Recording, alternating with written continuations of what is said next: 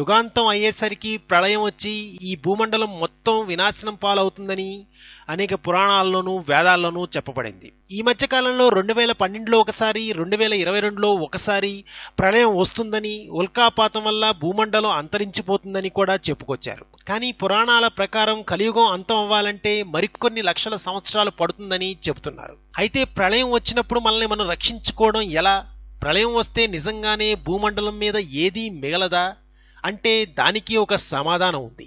ప్రళయం వస్తే ఏ ప్రదేశం మిగలదని చెబుతున్నారు, కానీ ఒక ప్రదేశం మాత్రం దాన్ని సైతం తట్టుకుని నిలబడుతుందని వేద పండితులు అంటున్నారు. ఆ లయకారుడైన పరమేశ్వరుని చేత ప్రతిష్ఠితమైన వారణాసినే ఆ ప్రదేశమని, అంత గొప్ప ప్రదేశం భారతదేశంలోనే ఉండడం ఎంతో గొప్ప విశేషమని వేద పండితులు అంటున్నారు. యావత్ ప్రపంచాన్ని బ్రహ్మదేవుడు సృష్టించగా యుగాంతం తర్వాత ప్రళయం ఏర్పడుతుంది కాబట్టి వారణాసిని మాత్రం ఆ లయకారుడైన శంభునాథుడు సృష్టించాడట.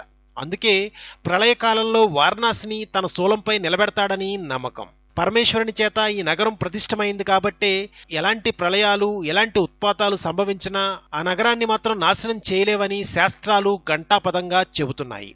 మరిన్ని ఆసక్తికర విశేషాల కోసం ప్లీజ్ సబ్స్క్రైబ్ టు రెక్ టీవీ మిస్టరీ.